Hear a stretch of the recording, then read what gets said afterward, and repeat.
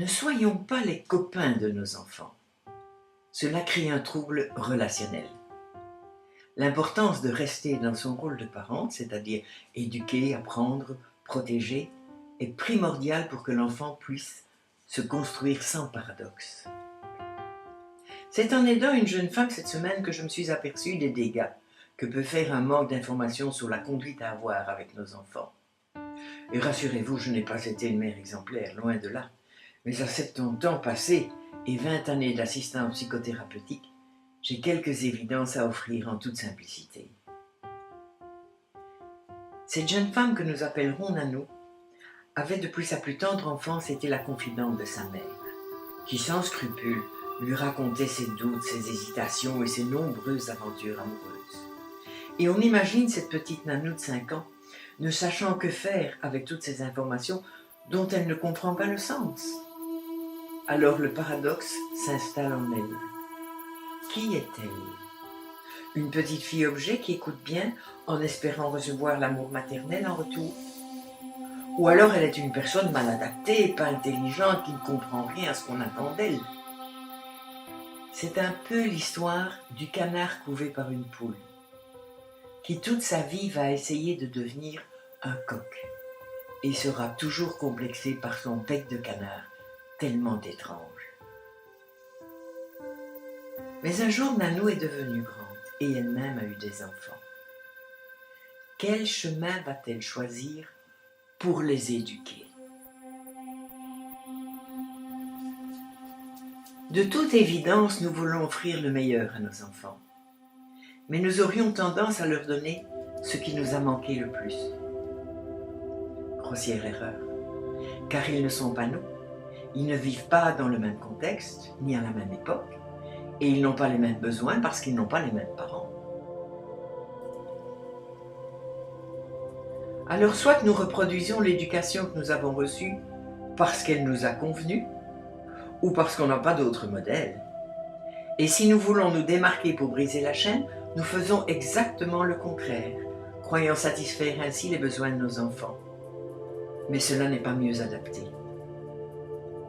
Exemple, si j'ai un père autoritaire et que j'estime que cela m'a bien servi dans la vie, j'aurai tendance à élever mes enfants de la même façon. Ou bien alors son autorité m'était insupportable et j'ai décidé de bannir toute autorité de mon système éducatif.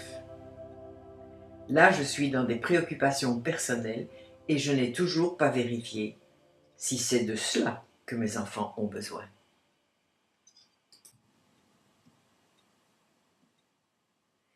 Éduquer un enfant, c'est bien sûr lui montrer la route, lui expliquer les dangers, lui tenir la main quand il le souhaite, faire un vrai boulot de parent.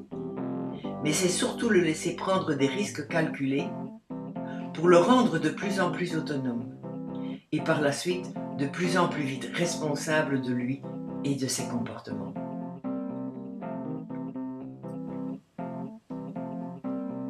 Je me souviens d'une scène où un petit garçon de 3 ans avait décidé d'emmener son tricycle dans la serre que ses grands-parents me faisaient visiter. L'enfant voulait à tout prix nous rejoindre, mais ne prétendait pas lâcher son tricycle pour grimper les 3 marches en béton qui menaient à la serre. Comme il vacillait et menaçait de tomber, la grand-mère s'est précipitée vers l'enfant pour l'aider à franchir l'obstacle. Et le grand-père l'a freiné dans son élan. « Non, non, surtout ne fais rien. Il est en train d'apprendre à devenir un patron. » Quelle perspicacité de la part de ce grand-père, en effet. L'enfant était en train de mesurer ses limites et il voulait à tout prix les dépasser. Son petit cerveau échafaudait une stratégie pour arriver à ses fins. Il mettait à l'épreuve son endurance, sa ténacité et sa volonté d'avoir sa place au milieu des adultes. Le fait de réussir seul cet exploit est important pour l'enfant, parce que l'enfant est en train de construire les bases de sa propre estime de soi. Plus vite nous permettons à nos enfants d'être confrontés à des difficultés, en gardant bien sûr une attention bienveillante sur eux, plus vite ils franchiront les étapes qui construisent la personnalité.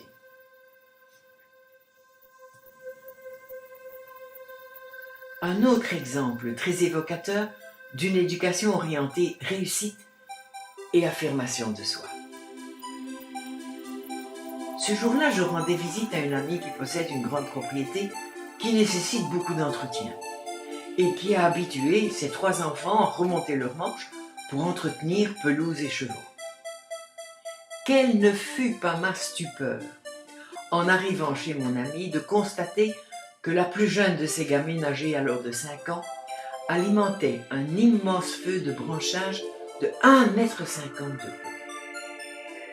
Prise de panique, je suis allée à la rencontre de mon amie pour la prévenir de l'imminence de la catastrophe.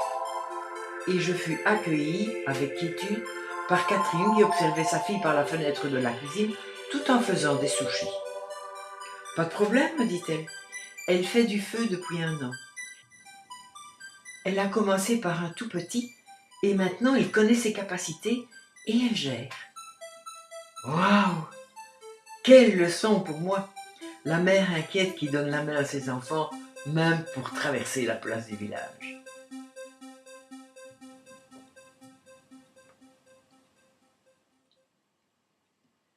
Un enfant, pour se construire, a besoin d'être confronté à des limites, pour pouvoir se mesurer à ses limites et définir ainsi qui il est. Quand il n'y a pas de limite, l'enfant a des comportements de plus en plus hors normes, à la recherche justement d'un mur auquel il pourra se mesurer.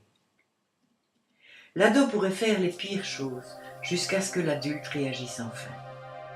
Quand un parent est trop laxiste avec son enfant, c'est-à-dire qu'il laisse faire, alors l'enfant ressent cela comme un manque d'intérêt vis-à-vis de lui, un manque d'amour, ou le fait de ne pas être l'enfant que les parents attendaient, d'où il fait les pires choses pour quand même être vu et exister aux yeux de ses parents.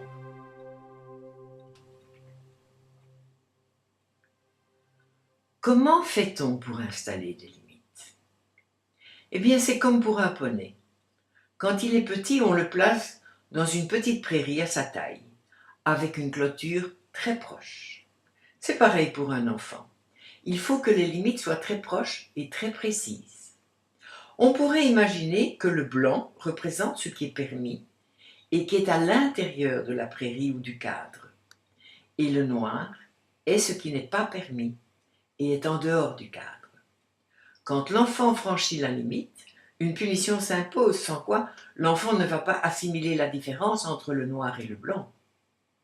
La punition, c'est ce qui fait l'apprentissage de cette différence. Mais encore faut-il que la punition soit adaptée. Je m'explique.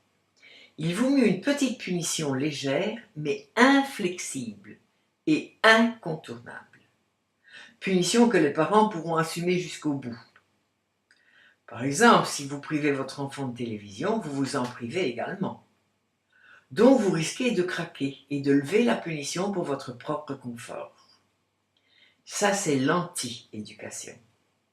L'anti-éducation par excellence. L'enfant aura très vite compris votre faiblesse et vous n'aurez plus aucun contrôle sur lui. Pire, vous serez perçu comme un être sur lequel on ne peut pas compter.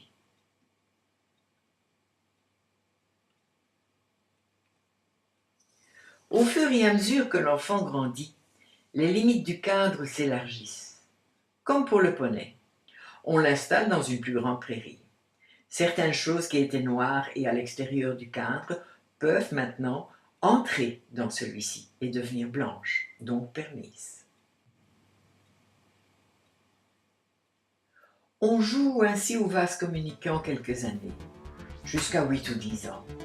Puis on commence à introduire la notion de la couleur grise, parce que dans la vie, tout n'est pas nécessairement noir et blanc. Mais c'est parfois un subtil mélange des deux. Exemple, chez grand-mère, je peux dire des gros mots, et je peux laisser du désordre dans ma chambre, alors qu'à la maison, c'est interdit. L'enfant ayant maintenant l'âge de raison, il est capable d'assimiler la notion du gris avec toutes ses nuances. Mais alors l'important est d'apprendre à l'enfant à définir lui-même les nuances de gris. Et surtout, on lui apprend à être responsable de ses choix. Exemple, Si tu m'affirmes que tu te sens capable de passer une semaine dans le noir sous la tente avec tes petits copains les scouts, ok, je suis d'accord que tu y ailles. Mais il faudra que tu assumes ton choix jusqu'au bout de la semaine, car je n'irai pas te chercher avant cette date. Réfléchis bien.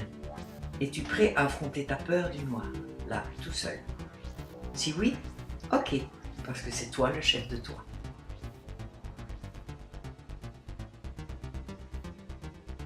Dans un prochain article, je parlerai de l'importance d'installer des bulles de folie qui servent de soupape dans notre éducation cadrée.